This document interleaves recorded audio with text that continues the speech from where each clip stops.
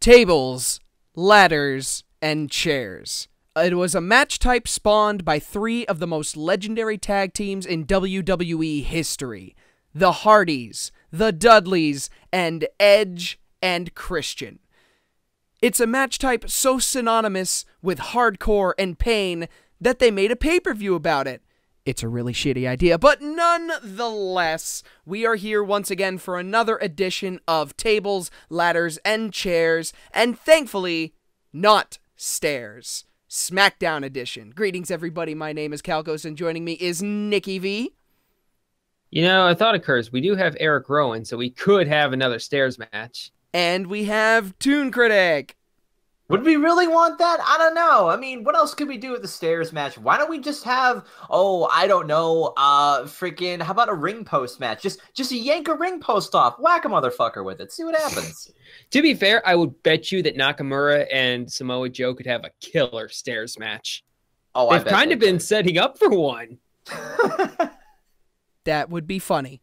This year's Tables, Ladders, and Chairs pay-per-view has 6 matches on the card. No pre-show match yet, but that's okay. It'll probably be a cruiserweight match, even though it makes no sense because this is a Smackdown pay-per-view. Okay. You know what I think it's going to be? Usos versus American Alpha. I was just about to say that. Like, what else can they do? They don't have anything to do, so why not? Yeah, that's not a bad idea. And it's a feud that's been kind of going for a while, and you'd think that they would end it. Well, it is the feud that never ends. It just goes on and on, my friends. Some people started booking it, not knowing what it was, but they just kept on booking it forever just because it was the feud that Okay, I'm done. All right. No, that's Kalisto versus Corbin. Okay, let's get started. Toon, would you mind introducing the first match on the card, please?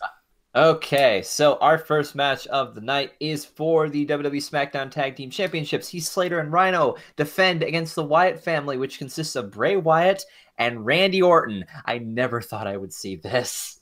So, fun fact about this match.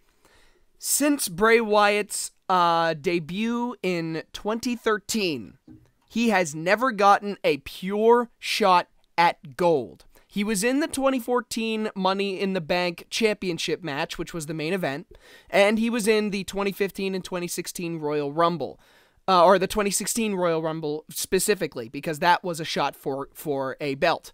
But this is the very first time that Bray Wyatt has ever directly challenged for a belt in WWE. And you know what? Early prediction, I think he's getting it. It makes sense, because, like, Slater and Rhyno have really run their course. Like, when was the last time they've done anything with Slater and Rhyno? Like, it's time. It's time to, like, cash out on these guys and put the titles on someone else. Get some heat on Wyatt and Orton. That should get those guys good, just fuck you heat. And, yeah, I think that I would agree with that. What I'm confused about, though, this is the only match that doesn't have a hardcore stipulation attached to it. Good, we need at least one. Yes, but at the same time, this would have been the perfect tables match. Because you got a couple of stiff dudes like Bray Wyatt and Rhyno. Like, a gore through a table is just easy money. Like, it just feels like this. There's something that they could do with this. That should be kind of extreme-y, but I guess not. It's fine. I mean, Orton's never been that great at super extreme matches, except for the odd Hell in a Cell. Orton's better at just pure wrestling. That's fair. But, I mean, you do have to factor in Orton on this because the guy, as I mentioned in my vlog, was the MVP of the Survivor Series match. Yes, he was. Definitely. Oh my god, Orton, you champion. Now it's time for you to literally become a champion. What do you guys think? Well, actually, I also want to point out another interesting statistic with Randy Orton. He has only won the tag team championships once, and that was when he was with Edge. I find this very interesting that they have Orton in a tag team title program because in a way, this sort of makes sense. We've seen him go for the main title. We've seen him going after the Intercontinental title. They're trying something new with him, and maybe that's a good thing. This adds some variety to his career. And also, what the fuck they're doing with him and Wyatt is so amusing that I actually am curious to see where they go with this. Yeah. Slater and Rhyno have had the belts for quite a while, and here we thought they were going to drop it. But now we actually kind of want to see what they want to do. But, yeah, this is the kind of Orton that we liked, because this is the Orton that's like having a good time with this story. Because we've seen Orton over the years, and when he doesn't give a shit, he puts in like bad performances. Like, see his feuds with Sheamus or his feuds with Alberto Del Rio, Wade Barrett. It's not good stuff, but he seems to be really enjoying this whole Wyatt thing, and I think that means good things going forward. And I think that means that Wyatt is going to get some. Wyatt's finally fucking going over, fellas. And it's for the tag team championships. Well, you got to start somewhere. My pick is the Wyatt family. I want them to win this. Yeah. Not to mention, I mean, the Wyatts did go the fuck over at Survivor Series. They went over Reigns. They went over Reigns. They went over Rollins. They went right the fuck over. So I know that SmackDown has something planned for Bray Wyatt. It's finally his time. Especially Reminder, since we've said this before. Yeah, well, here's the thing. There's a big thing that Vince likes. He likes guys that are fit. And Bray Wyatt ended up losing quite a bit of weight during his last injury, and Vince probably looked at that and said, he's a hard worker. Let's give him some belts, damn it. Yeah, he's willing to put in the work to, like, help make Vince happy, so that makes us happy. Yeah. What is your pick, Nikki? I'm taking the Wyatts. Like, Calkos? Plus, on top of that, you can't rule out an interference from Luke Harper. Yep, like it doesn't even matter if it's clean. Bray Wyatt is the leader of a faction, and as the leader, if his faction is strong, he is strong. So if Luke Harper interferes, fine. I would like it if they won it clean, because it would lead to a face turn, which is something a lot of us have secretly desired. Regardless, like I said earlier, I do think Wyatt is finally getting some gold. Okay, I think that we've all picked. So, next. Okay. Next match, Next match is Kalisto versus Baron Corbin, but this time it is a chairs match. All chairs are legal. Every one of them, even the ones in the front row. Even my chair. Even your chair. Even my chair. You think that Baron Corbin's going to barge into your house and take your chair and be like, this is my chair now. I'm getting paid money to use this chair to beat up children like Kalisto. Do you guys remember like a year ago when Kalisto and the others, they were in that epic as fuck ladder match, and Kalisto did that spot. He did that one spot, and everybody thought he was going to be the hottest shit ever. Now look where he is. He's in a chairs not match. Looking good for him. Chairs match is literally one step above stairs match. I see what you did there. Wow. Nikki didn't even realize what he did. Hey, yo. Unintentional puns. I love it. Okay, I don't know.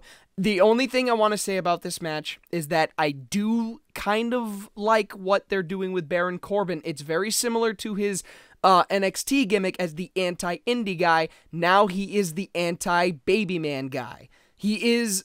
I like it when he is a heel and he's against something that the crowd likes. The crowd likes the little guys. They liked Rey Mysterio. They've always liked Jushin Liger. They've always liked Chris Jericho. They've always liked the little guys. They always liked them. So for Baron Corbin to go against exactly what the crowd likes, this is a good fit for him.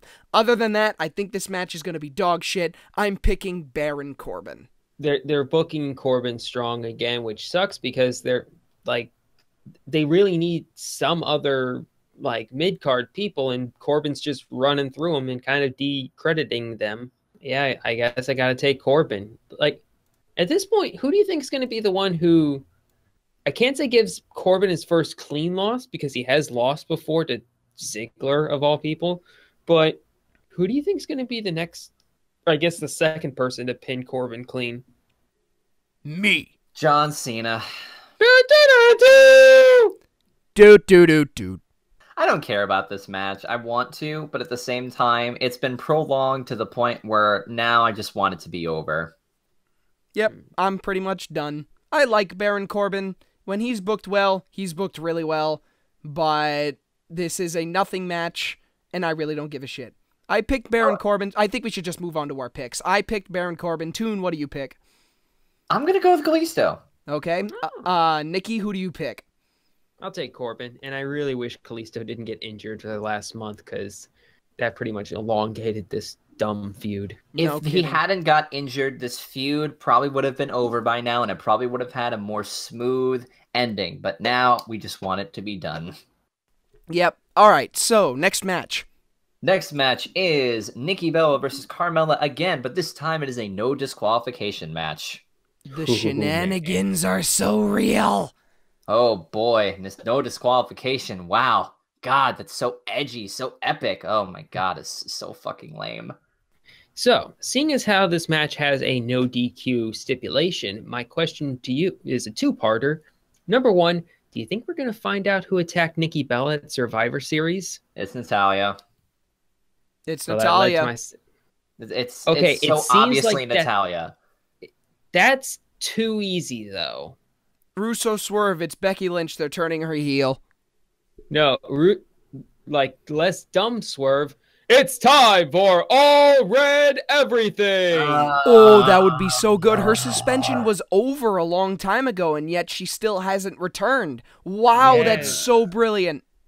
I should write this shit. Wow, no, you know what?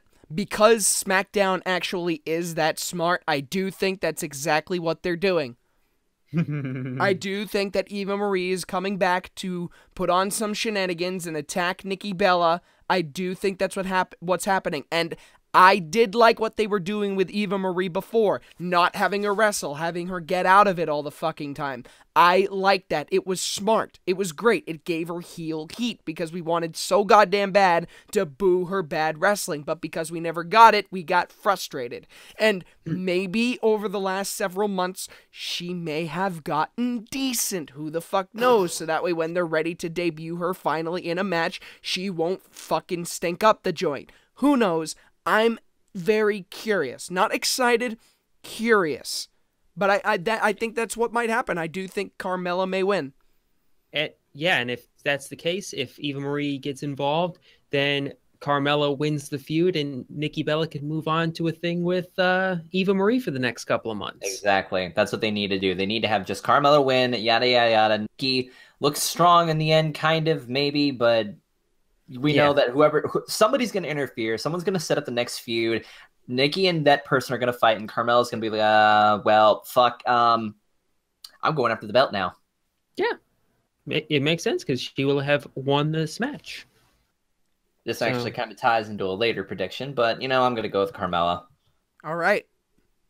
Are y'all going Carmella? I will go Carmella. It's a no DQ match, and unlike the Attitude Era, there aren't any protective faces. Yeah, especially in the women's division, so. Yep. Although. Well, and here's the thing. In the Attitude Era, like, with no DQ matches were really exciting because you didn't know if a heel was going to interfere, if a face was going to interfere. It raised a lot of ambiguity in with who's going to win. But in today's WWE, you don't have any protective faces on either the women's or the men's division on Raw or SmackDown. You don't have those Stone Cold Steve Austins. You don't have those Goldbergs, Mm-hmm. So I think I'm going to take Nikki Bella. Oh, God damn it. I know that means Carmella takes 2 pay-per-view losses in a row, but who the fuck cares? We'll see. We'll see where it goes. But I think Nikki wins just because of my later prediction.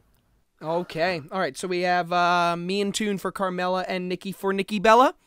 Mm-hmm. Nikki for Nikki. All right. Now we are perfectly split, which is perfect. Now we can go full on everything else, and we'll all still be different in one area. So this is perfect. Wait, didn't we all say Wyatt's? We all did say Wyatt's, yes. Also, thank you, Toon, for keeping track. Yeah. I'm keeping track of it right here. Yeah. All right. Next match is The Miz defending his Intercontinental Championship against Dolph Ziggler in a ladder match. And one extra bonus stipulation for this match. This is the final match between The Miz and Dolph Ziggler. I'm glad they set it in stone. Yes.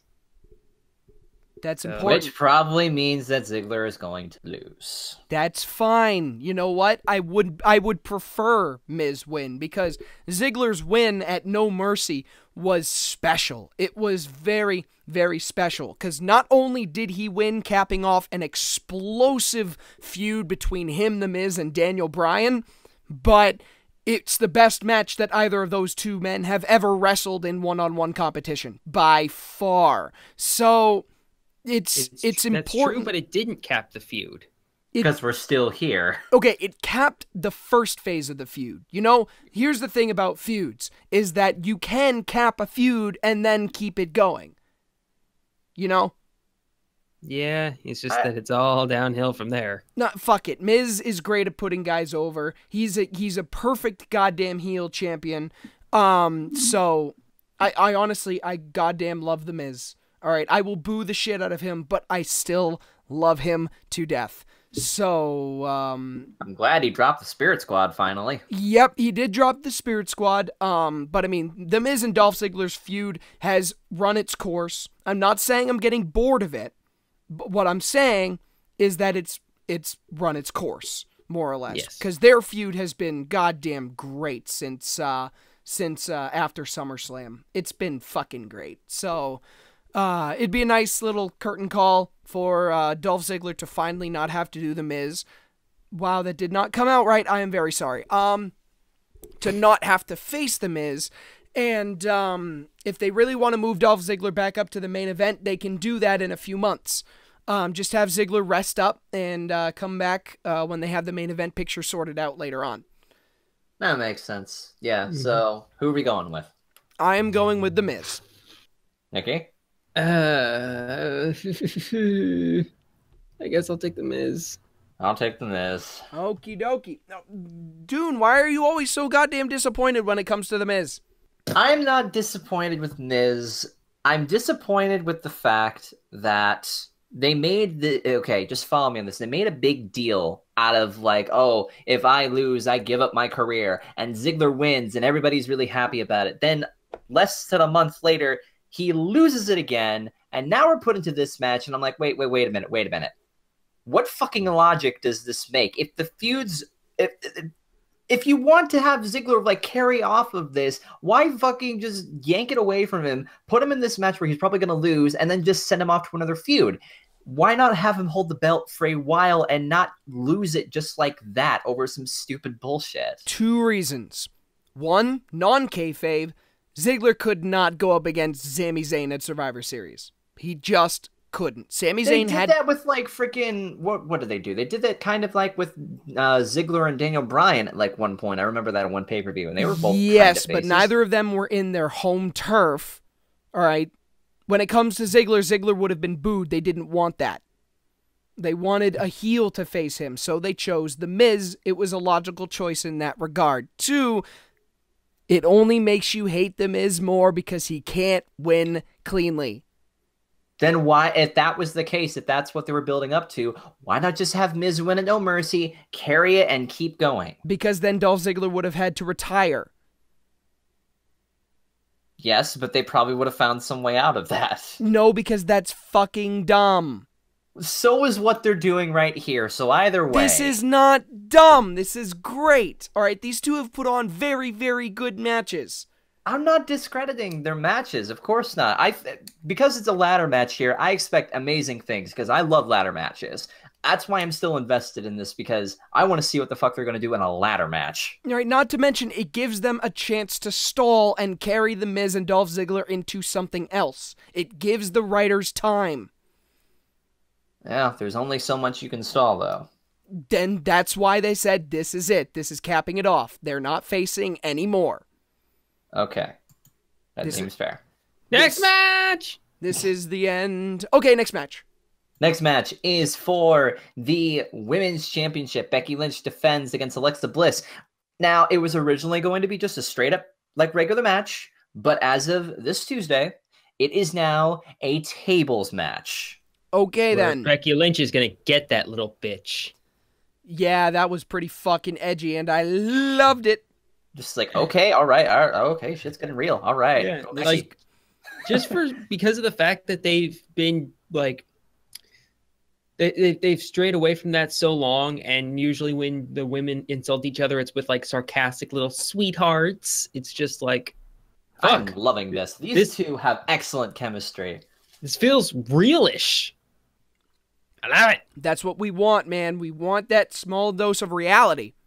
They have built up Alexa to be the strongest, like, heel to go up against. Like, they've had, like, Carmella is all right, Natalya is all right, but they've built Alexa to be, like, the super bitch. And that makes her look like a believable threat. And I think she could win it here. I love Alexa so much. Yep. And you know what? She's not having anybody's shit, and I love it. Not only do I think Alexa Bliss is great, I think she's going over. Yeah. I really do. Bring back the fucking Attitude Era elements that we love. Alexa Bliss is a goddamn fantastic heel. She's a great promo, and goddamn it, I love it when Becky Lynch is mad. Yeah, and this will get her mad. Yes. Plus, she's going in hurt. Oh, yeah, kayfabe, haha.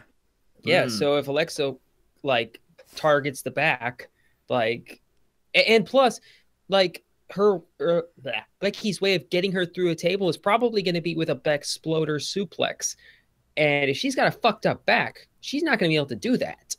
There's going to be shenanigans. Alexa, okay, here's the thing. I'm picking Bliss because there's going to be some shenanigans. Any kind of tables match with a title on the line, they can get away with a cheap finish. And because it's a tables match, it'll work. So that means the heel can be like, oh, all I have to do is just get through a table? That's not too hard. Now, the question is, can they not be like Sasha Banks and Charlotte and actually get one another through a fucking table? Becky went through a table. Yeah, like she had to get pushed off the top rope. And this is what I was actually worried about because I want, like, okay, so earlier I wanted Heath Slater and Rhyno versus the Wyatts to be the tables match. I wanted this match to be last woman standing. Because I wanted this to be a ladder match. We could have had that, and that would have been great. Match. They should save that for a Naomi title feud. Why? Because Naomi is the most high flyer of the SmackDown women. That's true. Okay. Yes. Fair enough. So, but yeah, and on top of that, last woman standing is a match type that the women have never done before. I don't think. Have they? They never? At least not in WWE, I don't think. They may have. It's written in the history book somewhere. I don't know. When's the last time we had a last man standing match? Fuck. Those used to be like a recurring thing. The last time was Rusev versus do. Yeah, at Battleground or some shit. No, not Battleground. It was Extreme Rules? No, it was it was sometime after WrestleMania 31. When he was feuding with Rusev for the title during the United States Open Challenge. Wasn't that the bull rope match or whatever? Not a bull rope. They did a bull rope match, and then they did a last man standing match. I think it was a chain match. Okay, from what I'm seeing, TNA did a last woman standing match. Well, TNA doesn't count. TNA doesn't count unless you're talking about Broken Matt Hardy. So, and the only other one that I'm seeing ever is from WCPW. So, as far as I can tell, nope. Never done a WWE last woman standing match. And then here I was thinking they were going to do that with Sasha and Charlotte. Nope, guess not. Nope, instead they got Hell in a Cell match, and as Nikki can attest, they fucking blew it. They blew it. All right, predictions. I am going with Bliss. I want to support Becky, but at the same time, I think Becky's had an interesting way of carrying this through all the way. I think that Bliss needs to win this so that they can add more fuel to the fire. I can see this going for maybe another pay-per-view or two, but let's hope. This is real. I don't want to see Becky just beat Bliss and then it's over. Bliss needs to win here. It's important that she wins here. I think Alexa wins here because she has gone so full bitch. Like, if she loses here, she loses a lot of momentum. Exactly, and they can't afford to do that because who else do they have? Carmella? And Natalia? Eva Marie? Even then, they've spent the most work on Alexa, building her up to be this competent, formidable, believable threat. So it only makes sense that they have her win the title now while she is red fucking hot. If she loses it here, then she's all the way back down to the bottom and nobody will take her seriously. And plus, Becky Lynch can play a believable babyface underdog fighting from beneath to try and win her title back. Yep. There's the whole underdog element. What do you think, Calkos? Bliss. Okay, we're all in agreement on that. Yep. Glitter, glitz, sparkle, bitch. All right, so we move on to the main event. The main event of Tables, Ladders, and Chairs is AJ Styles defending his WWE World Championship against Dean Ambrose in the marquee match, which is the Tables, Ladders, and Chairs match. Now, how amazing is it that they've managed to book AJ Styles as a strong champion while still losing 3 times to a jobber? How fucking incredible is that? Because it does help that on the Go Home show, he murdered the fuck out of that jobber. He did. It was great. That Styles clash off the stairs was fucking death. That's it. Bye, child. That's it. He's dead. Goodbye. You had a good run. Like, if they want to write Ellsworth off TV forever, that's a way to do it. No, I think when Braun Strowman threw him. They should have just Muhammad Hassaned him and just had him go through the stage and he's never seen again. Lelia, Lelia, Lelia, Lelia, Lelia. Okay. All right. Yeah. As much as it pains me to say this, I think Styles is going to win. Pains? Because I want because Ambrose. Ambrose is my guy. Like, I fucking love. That's right. I forget. Toon's emotional state is tied to Ambrose. I forgot about that. Fuck off. Toon, do you remember when AJ Styles won at Backlash and you quit the fucking Haymakers chat for a day? Do you remember that? Because I sure do. Toon Critic's Facebook mood is permanently set to unstable. Oh God, I can remember that. That was that was a fun time. You can remember that because we're never gonna let you forget. Yeah, I'm aware of that. Let it be known that whether or not Ambrose goes over affects whether Toon is happy or sad. Look, okay, CM Punk is gone. Ambrose is my new CM Punk. So to be fair, Ambrose has been fucking killing it. He has been. Like he is the Mountie always gets his man. Dude, I loved him almost corpsing during that. Brian almost corpsed too. No, Brian did fucking corpse. He's just like, oh, you fucking dork. I love it. But yeah, like, I still think who was the last person who could this easily like ride the line between like one day he could be dressing up like the Mountie and cracking puns with Becky Lynch. Next week he comes out and tells John Cena that he's fake and like tells AJ Styles and he's in his head and all this great like fucking brutal shit. Like the last person I can think of who could that easily go back and forth between the two was Kurt Angle. Ambrose is the perfect tweener right now, doing things that are considered heelish, but also at the same time, he can do things that are so goddamn goofy. You wonder, oh, wait, I'm supposed to take him serious. Shit. Okay. Yeah. And at times he can be full on babyface, like at the end of the Go Home show when he stormed in on Styles and beat the holy fuck out of him for putting his friend Ellsworth in the hospital, which, by the way, cements the fact that these two are legit friends. Like if Ambrose is willing to start a locker room brawl over Ellsworth getting hurt, they're cool. Now, how's this for a Russo swerve? You want Ellsworth to be permanently fucking over ever all the time and be a true mainstay WWE character? Have him turn heel on Ambrose.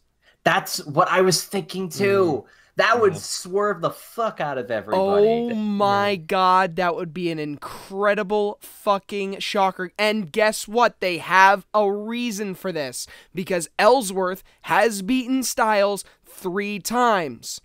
So, but he's also... And he wants the title too. Oh yeah. Oh yeah, he does get a guaranteed title shot now.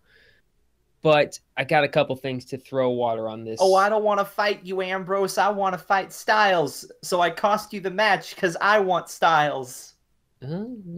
Okay. Does anybody remember Colin Delaney? Oh, for fuck's sake. Yeah, I remember him.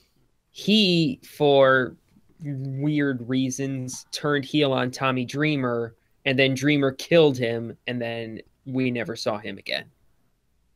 So turning heel for a jobber like that, especially one who still gets fucking big pops. Surprisingly, and his own shirt. Yeah. His own shirt, which outsold everyone else for a week. Who would wear that shirt in public? I would. Give me 10. Or no, give me 7. 1 for each goddamn day of the week. Alright, I will fucking wear that shirt. Alright, the shirt is humorous. It raises a lot of eyebrows.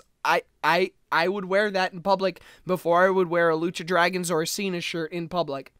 Exactly. Okay. Now, that's fair, I suppose. Here's the thing. I think Styles is going to win this. If anything, to set up something at the Rumble that I've heard quite a few rumors about. And if this is true, say Styles wins. The rumors that I've heard is that his next opponent is going to be Gong. Not Gong. Not Gong. All right, I thought the Gong Show has been off the air for like 30 years. Fucking Undertaker. Okay. That would be awesome. That would be incredible. And fuck, if Styles beats Undertaker clean, that would... It'll erase everything that has happened with Ellsworth. And if Taker puts over Styles...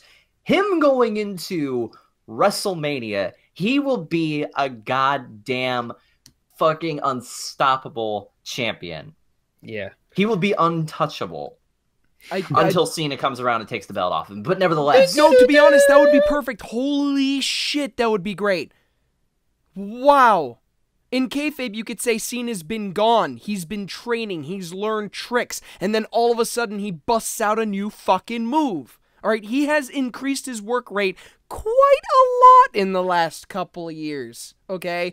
I would see it, even though Styles was the one that retired The Undertaker, I would not be surprised if Cena is the one that takes out Styles, as long as he does it correctly. And I would not have a problem with that because I do think that Cena does deserve a 16th reign. He's come into his own ever since winning the U.S. title at WrestleMania. We all enjoy his work now more than ever. There is one other person who people have been talking about maybe could be somebody that might, or that that AJ could face at Royal Rumble, because do you guys know where the Royal Rumble is going to be taking place? I don't remember. San Antonio, I believe. San Antonio, Texas. My dear friends, which WWE superstar is from San Antonio, Texas? Okay, if you want to go with that... Is it? First off, who the fuck is it? Oh, what the fuck? What the fuck? What the fuck? What the fuck? What the fuck? What the fuck? By the way, your music keeps cutting in and out. It's not working. It's perfect. Well, you got the point across. Yes, what the fuck? What the fuck? What the fuck? Okay, you know what? No. That would actually be better because Shawn... Well, no, it wouldn't. It would not be better because I actually really like that Shawn Michaels is staying true to his retirement promise. No more matches. He is legit done wrestling. I don't want him to come back. Yes, but Undertaker's coming back to the main roster, and if AJ pokes the bear enough, he could go to Undertaker and be like, Undertaker, may I please have one more match? And Taker's like, knock him dead. No, I don't want it. I don't want it. It makes sense for Undertaker because I think it would be a good way to help put him over. And I know that Undertaker, he has enough in him to keep doing this. I think he's discovered he has enough to do this. So if he puts over Styles, which I know Undertaker is good at it, and Styles might not even win clean, but Styles has been around for years. He has traveled the globe. He has worked with some of the best. He is a safe worker. He knows what he's doing, and I feel him going... Provided you tuck that chin. Yes. Or don't tuck that chin. I think it's only a matter of time before that happens, but just fucking imagine that as the main event. Yes. Of Royal Rumble? Yeah. Yeah, maybe the main event of Royal Rumble besides the Royal Rumble match itself. Because what else? What possible match of that star level could they fit as the main event? The Royal Rumble match. Besides the Royal Rumble match. Okay, fair enough. You know what I mean. I do think that The Undertaker should put Styles over. It makes Styles look strong as a champion, and it makes Undertaker look weak leading into WrestleMania for his retirement. Here's my question. What if Undertaker does go over? No. It'll be like when The Rock went over CM Punk. Yes, and you guys have nightmares over that. I don't. I'm clean because I did not watch. Well, I didn't watch either. You thought me getting upset over fucking Ambrose losing the belt.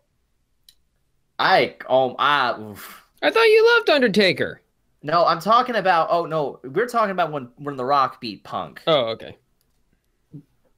Yeah, that was dumb. Yeah, that was heartbreaking for me. So Styles versus Taker at the Royal Rumble with Styles going over, I do think that's a great idea. It sets everything up cleanly for WrestleMania. AJ Styles can drop it to WrestleMania at the next big hot babyface that wins the Royal Rumble. Although, knowing WWE, the Royal Rumble winner will likely go after the Universal title, where Crimea River.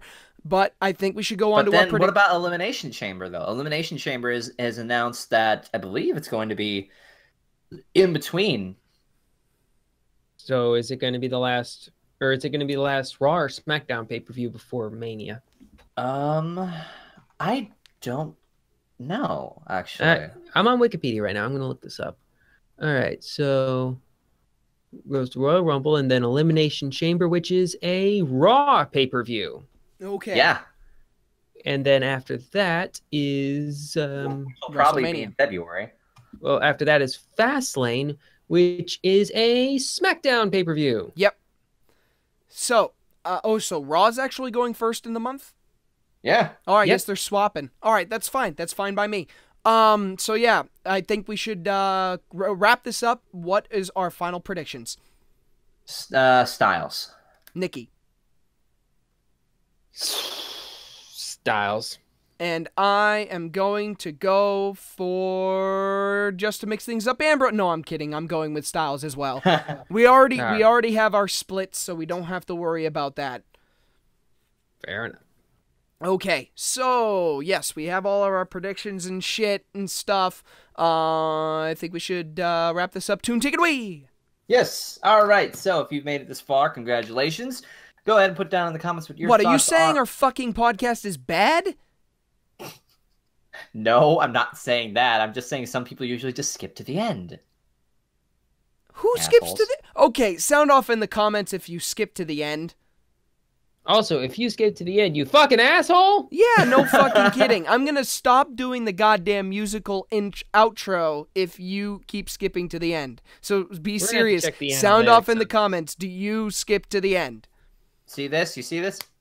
That's a pat on the wrist. Just no, stop that. Just that does not sound like a pat on the wrist. It sounds like something else involving a wrist. Masturbation. Masturbation. That was so off-sync word. Anyway, go ahead and put down your predictions TLC. And I believe the next time we all meet up, we're going to be talking about the Royal Rumble.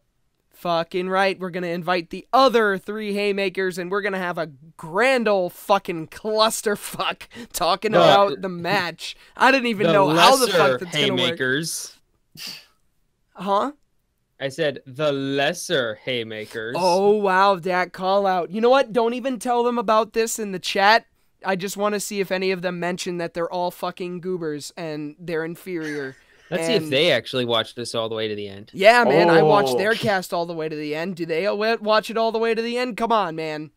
All right. But yes, speaking of them, you can expect on this channel their thoughts on Roadblock. End of the line. End of the line. Roadblock, end of the line. Why the fuck did they add it like that? Because there's already been another Roadblock this year. Right. Okay. Well, that just seems really stupid. Anyway, so you all know what to do. Go ahead and subscribe to our Twitters. Wait, is it subscribe to Twitters or watch Twitters or follow? Okay, it's follow our Twitters. There we go. Yeah. With that being said, thank you all for watching and have a great rest of your week. We look forward to seeing the event and seeing if any of what we say has come true. See you guys in the next episode. Masturbation. Masturbation. I'm gonna do it first. I'm gonna go first. Fuck you, I'm gonna do it first. I'm gonna go first. Oh, God. How am I the most mature person here? Kids, I will turn this call around.